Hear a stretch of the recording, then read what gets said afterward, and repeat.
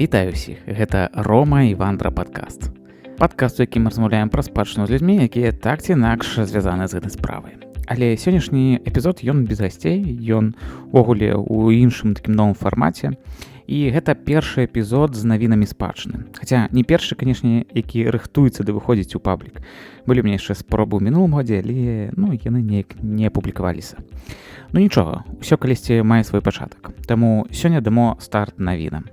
Караценька. На пачатку паспрабую сфармуліраваць ідэю гэтых эпізодаў. План пакуль такі: рабіць на пачатку месяца эпізод з навінамі, які, на мой погляд, варта ведаць, каб разумець, як жыве беларуская спадчына. Канешне, гэтай гадзінаю, ці колькі ён там выйдзе, не ахапіць усяго, але ж паспрабуем важна зафіксаваць. І каб цалкам быць у тэме і разумець кантэкст, то трэба, канешне, уласна яшчэ назіраць і сачыць. Дзе хто піша, дзе хто факапіць, а хто і наадварот робіць годнае мала-памалу. Але ж думаю, што і мае назіранні таксама будуць праскокваць у эпізодах. А яшчэ ў планах ёсць такое: падсвечваць цікавыя навіны па спадчыне суседніх краін.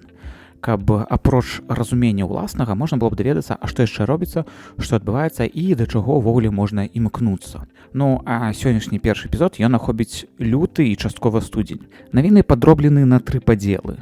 Першы гэта архітэктурныя, другі гэта этнаграфічныя, культурныя, і трэці гэта выхад новага некага контента. Гэта кнігі, відэа, падкасты і нешта падобнае на гэта.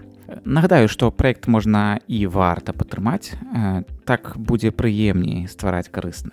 Гэта я кажу па шчырасці з уласнага досведу. І рубель будзе топ, і 50 рублёў таксама будзе годна. Буду ўдзячны, калі падкіньце матывацыю, таму спасылкі ўсе будуць у апісанні. А мы будзем пачынаць, таму сядайце больш зручна і вандруем. Першы блок архітэктурная. І пачнем з навіны са студзеня. 22 студзеня ў Закозелі афіцыйна скончылі рэстаўрацыю капліцы пахавальні рода Ажэшкаў. Адпаведна, адкрылі яе для наведвання. Калі хто пабачыць здымкі цяпер і зараз, то дакладна здзівіцца, наколькі ў дрэнным стане была капліца. Яшчэ ў 18 годзе я маляваў яе для скрэч-карты, і гэта было такое хаатычнае маляванне зруйнаваных сцен. Па тыпу, калі ўсё гладка і стаіць цэлым, сам будынак, то малюеш яго такімі прамымі лініямі. А тут нет, тут быў такі хаос, касыя, крывыя, карацей, гэта дакладна былі руіны. І пасля расфарбоўка. Яна была ў нейкай такой суцэльнай мяшанцы шэрага ды карычневага. Зараз усё прыгожа. Адзінае, што не хапае пары дэталяў. На вуглавых вежах стаялі скульптуры. Іх няма. Яны знаходзяцца на тэрыторыі манастыра францысканцаў у Пінску. 2 ў двары, 2 на касцёле. І вядома, вяртаць іх у Закозель ніхто не будзе. Па афіцыйных звестках агульны кошт рэстаўрацыі склаў крыху менш за 4 мільёны рублёў. Калі пераводзіць па цяперашнім курсе, то гэта дзесьці так 1,4 мільёна даляраў. Але ж за гэты час курс змяняўся, таму можна прыкінуць, што гэта будзе ўсе 1,5 мільёна даляраў. Не ведаю, наколькі гэта аптымальныя выдаткі ў выпадку капліцы, але ж будзем лічыць, што так, і таму гэта такі арыентыр для разумення, колькі ўвогуле патрэбна грошай на аднаўленне аб'екта спадчыны. І гэты арыентыр можна прыкласці на тыя аб'екты, якія прадаюцца за невялікія грошы, кшталту некалькі базавых. Карацей, адным словам, да халеры трэба грошай. Пра капліцу я рабіў эпізод яшчэ 3,5 гады таму. Размаўлялі з рэстаўратарам Сергеем Курком. Калі не слухайце, пашукайце. Гэта эпізод нумар 17, і падпісаны ён як Закозель і аднаўленне капліцы рода Ажэшкаў. А прыехаць паглядзець на ўласныя вочы абавязкова раю. Заплануйце яе ў гэтым вандроўчым сваім сезоне. Адзінае, што спраўдзіце, як там ходзяць аўтобусы, калі будзеце ехаць грамадскім транспартам. Раней сітуацыя была вельмі сумная з гэтым. Другая навіна. У Дятлава выставілі на продаж палац Радзівілаў.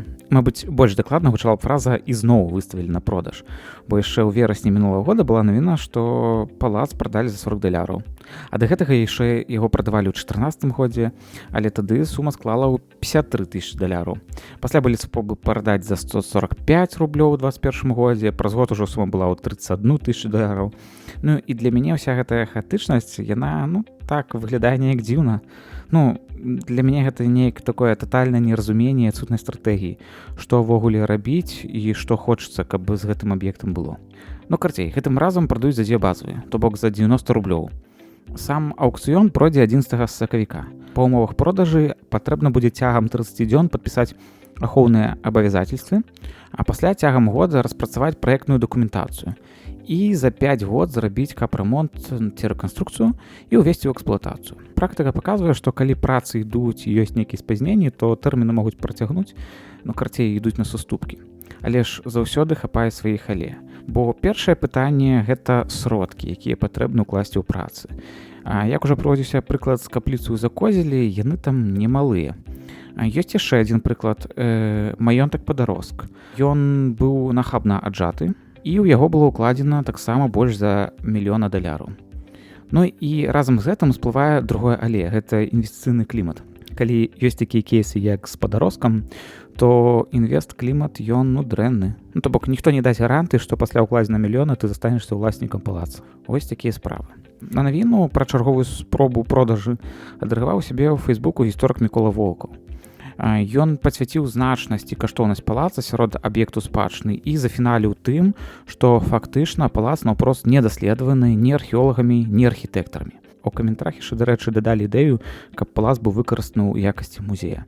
Гэта было б як мінімум прывабна і статусна. Наўпрост пашукайце, калі ласка, здымкі будынка цяперашняга музея ў Дзятлаве. І зрабіце высновы самастойна. Дарэчы, шукаючы інфармацыю пра палац, напаткаў на YouTube-канал жанчыны, якая зняла відэа з аглядам актуальнага стана палаца пасля абвесткі, што ізноўку ён выстаўляецца на продаж. Канал завецца «Баба Таня, Неформат», альбо наўпрост пашукайце запытам па-руску «Дзятлава, дварец Радзівілаў». Чакаем серадзіны сакавіка, ды глядзім на вынікі аўкцыёна. Мабыць, хтосьці знойдзецца, хто ўкладзе свае сродкі ў гэты аб'ект спадчыны. У Валожыні працягваецца варушняк па спадчыне. Там будынак былой аранжарэі Тышкевічаў аддаюць пад музей. Фактычна там будзе і музей, і ЗАГС. І вось так працягваем ідэі на гэтую тэму з палацавымі комплексамі і музеямі. Працы па рэканструкцыі пачнуцца ўжо ў гэтым годзе. Плануецца, што туды пераедзе цяперашні музей і дадаткова будуць зроблены экспазіцыі па спадчыне Тышкевічаў, дзе ў тым ліку будзе закранута тэма аранжарэі. Калі глядзець на здымкі сустрэчы кіраўнікоў вобласці, то там можна заўважыць здымкі праектаў. І на адным здымку відаць залю з раслінамі. І гэта, відаць, ёсць запланаваная рэалізацыя гэтай тэмы аранжарэі. І там жа можна яшчэ заўважыць увесь план музея. На ім вызначаецца каля 7 заляў. Па легендзе там увогуле 10 заляў падпісаны, але калі так чытаць, што яны абазначаюць, то быццам бы 7 гэта экспазіцыйныя. І вось сярод гэтых 7 заляў ёсць асобная па Генрыху Тышкевічу, асобная па Міхаілу Тышкевічу, яшчэ адна па гісторыі рода Тышкевічаў. Агулам выглядае добра. Пабачым, як рэалізуецца. А чаму кажу, што працягваецца варушняк? Бо 2 гады таму ў Валожыні быў адноўлены ешыбот. Па-руску гэта ешыва. Гэта габрэйская навучальная установа. І, дарэчы, я ўжо рабіў падкаст пра габрэйскую адукацыю, дзе ў тым ліку размаўляецца пра ешыбот і іншыя установы. Гэта эпізод нумар 9. Раю паслухаць. Далей пераносімся ў Гомельскую вобласць, на поўдзень. Там паведамілі, што запланавана аднаўленне 2 сядзіб. Першая сядзіба – гэта палац Козел-Паклеўскіх у Красным Беразе. На сённяшні момант там функцыянуе музей як філіал Жлобінскага краязнаўчага музея. Вакол палаца разбіты парк на 4 гектары. На сайце .by можна пачытаць артыкул, як сядзіба аднаўлялася ў 2000-е гады, і там ёсць здымкі да і пасля. І паглядзіце гэтыя здымкі, бо там розніца велізарная. А ў гэтым годзе запланавана рэстаўрацыя флігеля сядзібы. І як пазначаецца ў СМІ, на першым паверсе там раней была кухня з некалькімі памяшканнямі, а на другім паверсе кабінет, гасцёўня і спальня ўпраўляючага. Плануецца аднавіць былы функцыянал будынка. Няўжо там будзе некая кавярня, і гэтыя працы будуць на карысць развіцця інфраструктуры? Калі гэта так, то гэта прыемная такая навіна. Другая сядзіба – гэта сядзібны паркавы комплекс Халецкіх у вёсцы Хальч. Гэта насупраць веткі праз раку Сош. Па мапе мясціны выглядаюць прыгожа. Сядзіба такая стаіць закінутай вакол парка і побач працякае рака. Годнае месца і клёва, калі яно жыве, бо разам з веткаю і іх музеем яны б добра працавалі б у звязцы такой. Атрымаўся бы супольная некая такая праца, і калі ёсць на мапе 2-3 кропкі ў адным месцы, то туды часцей людзі паедуць, чым па раскіданым сусвеце гэтым кропкам спадчыны. Плануецца, што ў сядзібе ў Хальчы адновяць інтэр'еры і зробяць экспазіцыі пра гісторыю вёскі і комплекса. Але ж, канешне, варта чакаць, што гісторыя вёскі будзе ў выглядзе там вялікая айчынная вайна. Але ж, экспазіцыя такая справа змяняльная, таму зараз будзе вайна, пазней можа з'явіцца нешта іншае. Карцей, гэта змяняць можна, таму калі там будзе ўсё адноўлена, адрэстаўравана і будзе некая экспазіцыя, гэта ўжо добра. Там час пакажа. Адзінае, што бянтэжыць, гэта фінансаванне, бо згодна з планам працы па рэстаўрацыі будуць прафінансаваны са сродкаў атрыманых суботнікаў. Я, мабыць, не выяўляю, якія там сумы фігуруюць, але ёсць пэўныя хваляванні, каб гэта не паўплывала на якасць прац. А выбар на карысць гэтых двух аб'ектаў быў зроблены пасля пэўнага адбору і ацэнцы аб'ектаў спадчыны гомельскім аблвыканкамам. Добрая справа, што сказаць. Яшчэ адна навіна з Гомельскай обласці, бо ў Чачэрску прадаюць сядзібу Чарнышова-Круглікава. Прадаюць яе за 45 рублёў. Таргі пройдуць 31 сакавіка. А па умовах трэба падпісаць ахоўнае абавязацельства, а пасля цягам 2 год зарабіць усе працы па рэстаўрацыі. А ў наступныя 2 гады весці там яшчэ прадпрымальніцкую дзейнасць. Сядзіба зараз стаіць закінута, але, як азначаецца, там раней былі пракладзены ўсе камунікацыі, мабыць, для кагосьці гэта выглядае прывабным. У мінулым годзе яе ўжо спрабавалі прадаваць за тыя ж грошы, але беспаспяхова. Цікава, чым абумоўлена некае такое правядзенне аўкцыёна зараз. Адразу падумалася, што ёсць патэнцыйны пакупнік, таму патрэбна некая такая фармальная працэдура. Калі ёсць, пачакаем навіну красавіку, можа даведаемся, хто гэта быў і пабачым нейкія працы. Але ж, колькі гэта ўсяго прадаецца і дзе тыя працы. Паглядзім. Другі падзел – гэта этнаграфічны культурны, і першая навіна – гэта тое, што быў створаны праект па лічбоўцы архіва Міколы Козенка. Мікола Козенка – гэта збіральнік, даследчык беларускай традыцыйнай культуры. Вось менавіта тое, што ён збіраўся, цяпер з'яўляецца ў праекце. Праект выглядае як YouTube-канал і соцсеткі да яго. На сённяшні момант на канале ўжо 209 відэа, з якіх каля 200 гэта менавіта тыя танцы, запісаныя ў экспедыцыях. Усе яны пераважна з Брэсцкай вобласці, а калі глядзець часовую стужку, то гэта 90-е нулевыя гады пераважна.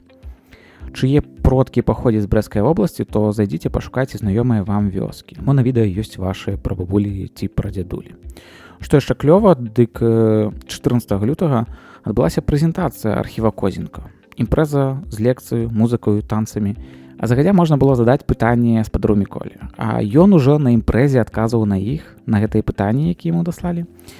І я гэтай магчымасцю скарыстаўся, пытанне задаў, а спадар Мікола палічыў яго адным з найлепшых. І каманда праекта даслала мне кнігу падарунак з подпісам даследчыка. Атрымалася прыемна.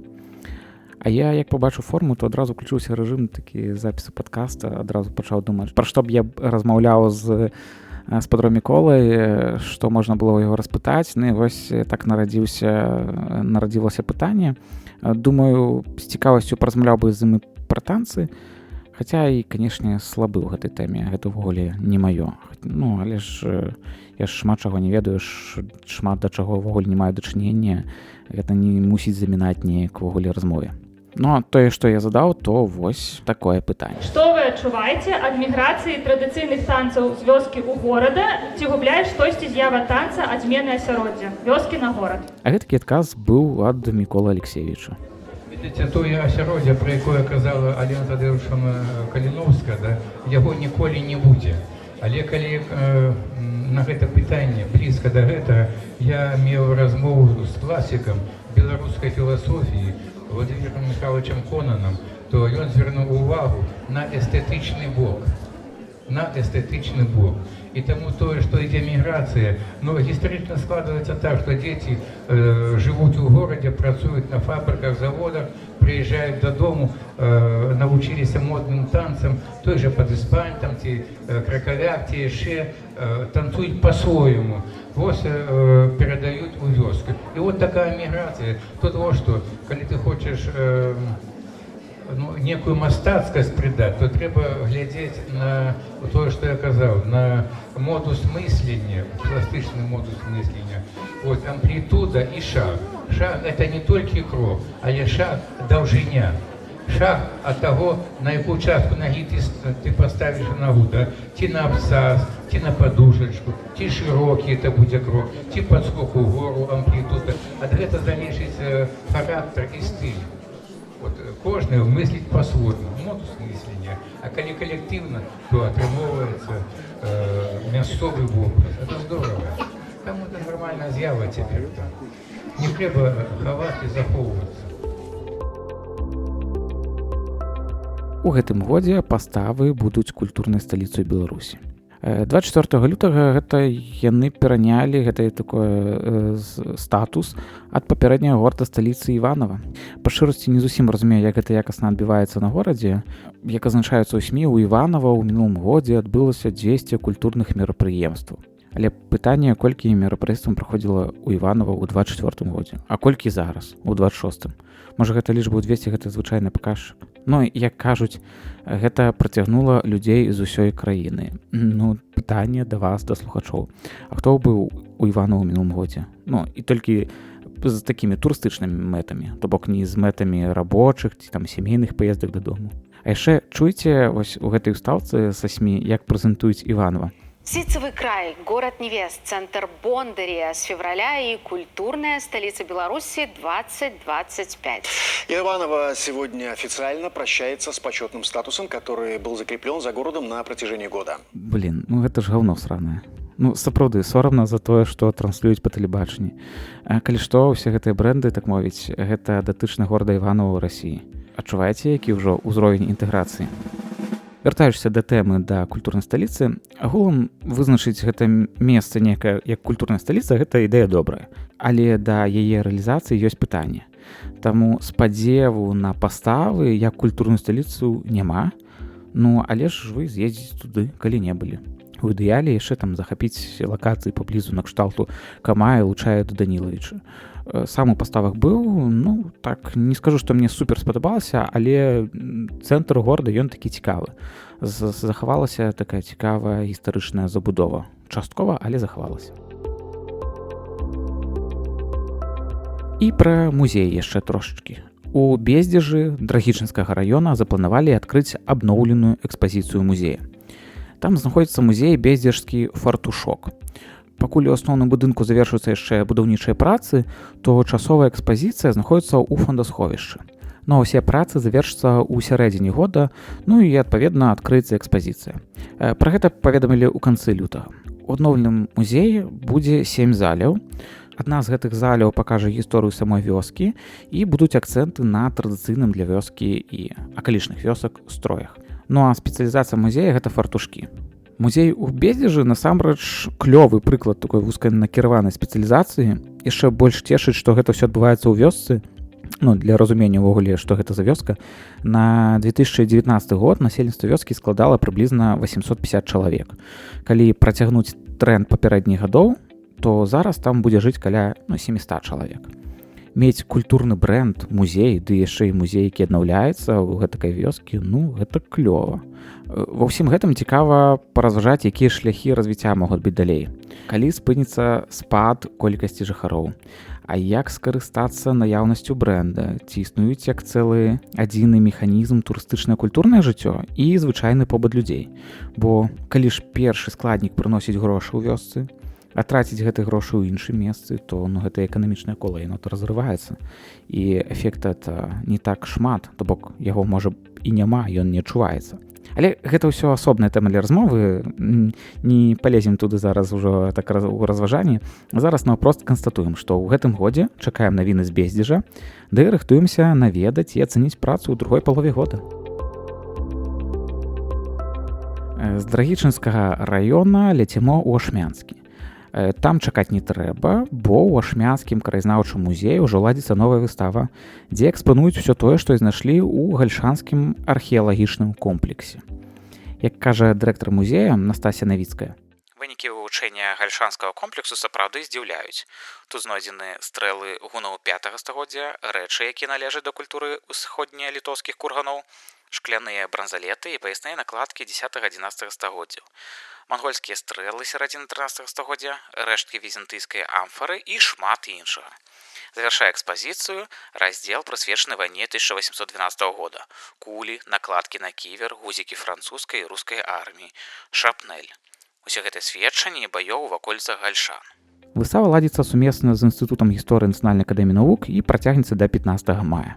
Цікава, што навіна пра адкрыццё выставы падаецца як упершыню ў ашмянах, і з клічнікамі там яшчэ дадатковымі. І гэта толькі сведчыць пра тое, што для раённых музеяў такая выстава лакальнага характару, гэта досыць рэдкая з'ява. Калі прааналізаваць дзейнасць музею, то лакальна абмяжоўвацца пастаяннымі экспазіцыямі. А тут вось штосьці новае, ды яшчэ ў калабарацыі. Я б па шчырасці падтрымаў бы гэтую ініцыятыву, і калі б меў бы такую магчымасць, то адведаў бы ашмяны. Чаму? Бо наўпрост хочацца верыць, што тут спрацуе логіка попыту і прапановы. Калі прыйдзе шмат людзей, у гэтым убачаць вялікі попыт на лакальнае, і музей зробіць новую прапанову ў выглядзе часовай выставы. Толькі, калі ласка, не выставу дзіцячых малюнкаў да 9 мая, там не выставу дыназаўру. Гэта не тое, што, мне здаецца, патрэбна ашмянскаму краязнаўчаму музею. Карацей, ашмянскі краязнаўчы музей, выстава да 15 мая, уваход вольны. І апошняя навіна з культурнай спадчыны ад ініцыятывы Мальдзіс. Гэта ініцыятыва, якая дэкларуе, што яна вяртае беларускую спадчыну. 11 лютага яны паведамілі, што набылі літаграфіі Напалеона Орды. Літаграфіі былі набыты на польскім аўкцыёне намаганнямі 7 ахвярдаўцаў. Агулам былі набыты 30 літаграфій мастака. Яны былі створаны ў Варшаве Алаізам Місуровічам у майстэрні Максіміліяна Фаянса у 1870-е гады паводле малюнкаў Напалеона Орды. Кошты за кожную літаграфію розныя, вагаліся ад 70 да 340 еўра. Дакладней, 70 еўра гэта стартавы прайс. А сярэдняя цана продажы склала 100 еўра. Таму можна прыкінуць, які быў сумарны кошт усіх набытых рэчаў. Зараз у Варшаве музеі вольнай Беларусі набытыя рэчы экспануюцца да 8 сакавіка. Перайдзем да трэцяга блока з выхадам новага кантэнту. Першае, пра кнігу. У Польшчы выдалі кнігу пра ўрадавыя калоніі на тэрыторыі заходняй Беларусі і Украіны, і часткова там цяперашніх Польшчы і Літвы. Кнігу напісаў польскі навуковец у галіне архітэктуры Міхаў Пшчукоўскі, а завецца кніга 40 гарадоў-садоў. За ўсіх 40 гарадоў палавіна на тэрыторыі Беларусі. Там ад Століна да Барыслава, то бок, ахоплівае ўсю заходнюю Беларусь. На пачатку студня ў Варшаве адбылася прэзентацыя кнігі, і пра яе добра напісаў Алексей Ластоўскі. І зноў дадаю адсылачку, што са спадром Алексеем у нас выходзіў падкаст пра музей. Паслухайце, гэта нумар 52. Дык вось, пра кнігу. Як піша Алексей, вялікая заслуга гэтай таўшчэзнай манаграфіі, насычанай планамі, гістарычнымі і актуальнымі фотаздымкамі, што яна стварае цэласную карціну стварэння калоній як мэтанакіраванага праекту і задае рамку з пунктагледжання гісторыі архітэктуры. А сам аўтар у кнізе падводзіць да думкі, што гэтыя будынкі вартыя захоўвання як частка трэнду стварэння гарадоў-садоў, і трэба суадносіць іх з сусветнай гісторыяй архітэктуры і урбаністыкі. То бок, гэтыя забудовы – гэта характэрная урбаністычная адметнасць. Прыемна, што выданне такой кнігі не прайшло міма беларускіх краязнаўцаў-даследчыкаў, бо аўтару ў гэтым сваімі ведамі дапамаглі таксама Владзімір Садоўскі і Кастуй Шыталь. І зноўку спасылаюся на падкаст, бо і з Кастусём, і з Владзімірам мы ладзілі ўжо размовы, адпаведна, пра глыбокае і пра маладзечнае. Кніга, вядома, выйшла на польскай мове, можна купіць яе ў інтэрнэт-краме Інстытута Палоніка. Каштуе яна 110 злотых.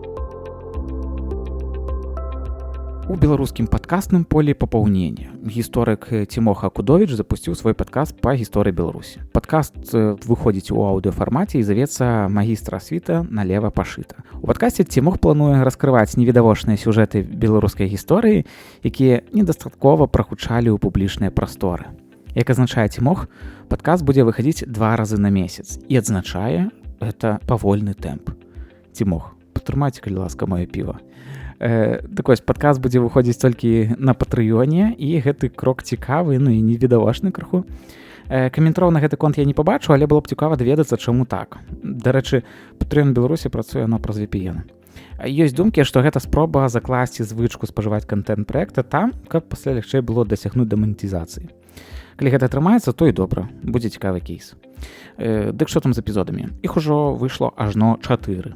Першы пра ледніковы перыяд на тэрыторыі Беларусі. Другі эпізод пра магілёўскае паўстанне 1661 года. Трэці эпізод як новы платны фармат з гістарычнымі навінамі і чацвёрты эпізод пра гісторыю рабства на Русі. І ў допісе пра чацвёрты эпізод ці мог дадаў, што з'явіцца і дадатковы платны выпуск па гэтай тэме. Па шчырасці, я яшчэ не дайшоў паслухаць, але абавязкова гэта зраблю і вам шчыра раю.